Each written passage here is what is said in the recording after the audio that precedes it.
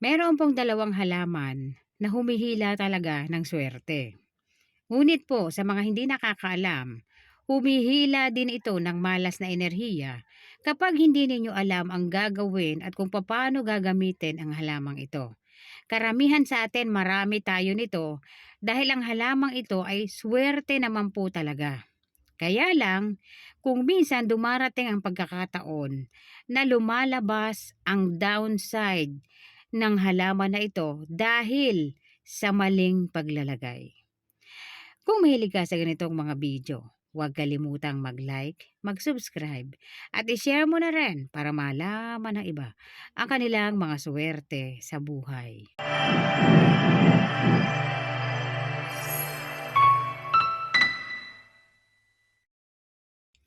Ang ZZ plant o welcome plant ay kilala po na halaman na umaakit ng swerte. Ganon din po yung peace lily.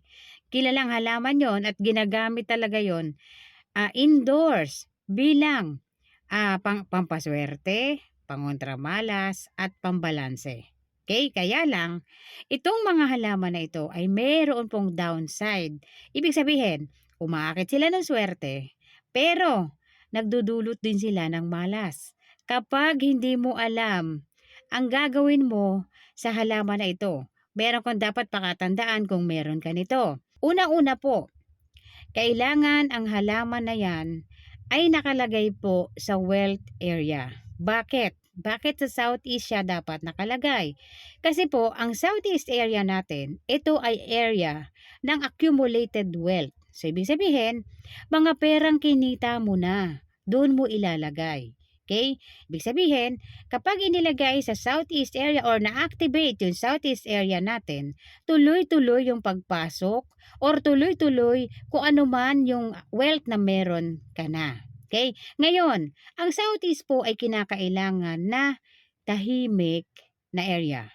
Okay? Tahimik, hindi masyadong maliwanag, or hindi masyadong bright ang ilaw doon na sobrang napakalakas ng ilaw kasi magdudulot na yan ng fire energies.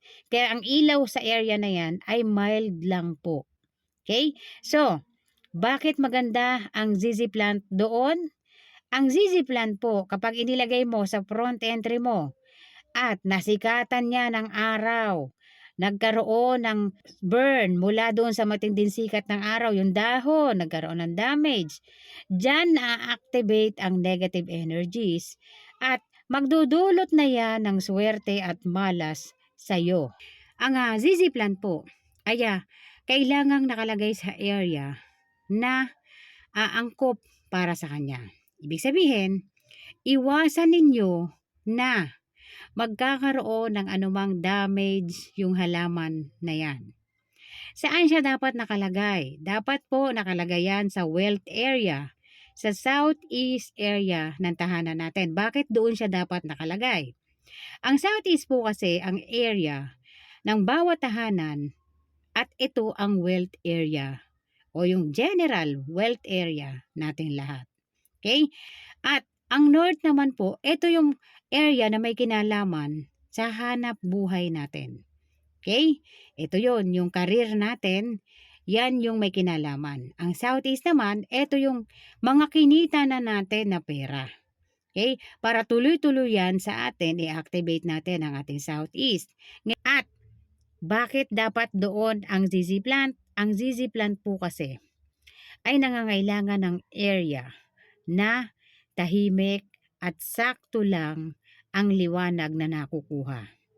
Lalo itong nagtatribe o lalo po itong lumalago kapag yung area ay hindi masyadong malakas yung liwanag o yung sikat ng araw na nakukuha nito, hindi dapat masyadong malakas. Kasi po, kung yan ay inilagay mo sa labas ng tahanan mo at nagkaroon ito ng sunburn o nasira yung dahon dahil sa sobrang lakas ng sikat ng araw, diyan nagmumula or diyan na-activate yung malas na enerhiya nito. Hindi mo lang alam na malas na enerhiya na ang nakukuha nito or ang naibibigay nito sa iyo. Dahil po doon sa damages na meron sa dahon niya. Gumigising na yung stagnant energies na meron siya at gumigising na din yung mga nakuha niyang inauspicious energies mula po sa labas. Okay? Ngayon, bukod po sa na-burn ang dahon niyan dahil sa sikat ng araw, pati po yung damages dulot ng madalas itong nasasagi, madalas natutumba yung halaman. Yan din ay nagdudulot po or nakakapag-activate din yan sa malas na enerhiya nito. Okay? So, kapag may ZZ plant ka, tingnan mo lang na maigi na hindi ito nadadamage ng sikat ng araw, hindi ito nasasagi-sagi. At kung gusto mo talaga na mapakinabangan niya ng husto, pwede mong ilagay yan sa southeast area, doon mo siya paramihin. Doon po siya nagtatribe. Kasi na-activate niya yung area, yung mismong area ng southeast, na-activate niya yun. Ngayon, kung yung area na yun ay wala masyadong malakas na sikat ng araw at hindi ito naiistorbo doon, mas umaakit yan ng good luck energies dahil ang wealth area natin, hindi po pwede na masyadong busy yung area. Ibig sabihin, marami dumadaan-daan. Ang southeast po kasi natin, kailangan dito tahimik siya para po sa wealth accumulation natin. Kaya hindi pwede malakas na ilaw, dapat po saktong liwanag lang, at hindi dapat nakikita yung mga wealth enhancers natin na nasa southeast. Kasi leaking na yan, leaking of wealth na yan. At yung paglalagay ng halaman, bakit napakahalaga ng pagpili ng halaman? Kasi po, kung minsan halaman lang ang inilalagay, nagdudulot ng swerte. Kasi tama yung inilagay na halaman. Okay? Ngayon, yung ZZ plant mo, kung wala sa southeast yan at okay ka naman, huwag mo nang ilipat. Kung okay ka naman, magdagdag ka na lang, maglagay ka na lang sa southeast mo. Sunod po, peace lily. Kung kayo po ay mayroong peace lily, ang peace lily po ay ginagamit sa tahanan natin bilang isa sa mga air purifying plants po. Indoor plant yan at talaga namang naglilinis ng hangin yan sa tahanan natin. At nagdudulot din yan ng swerte para sa atin. Kaya lang po, may downside din yan. Ang peace lily ay huwag niyong ilalagay sa area na masyadong madilim. Okay? Yung nilagay nyo na talaga sa pinakasulok. Kasi ang alam nyo, magta-thrive talaga siya sa sobrang dilim.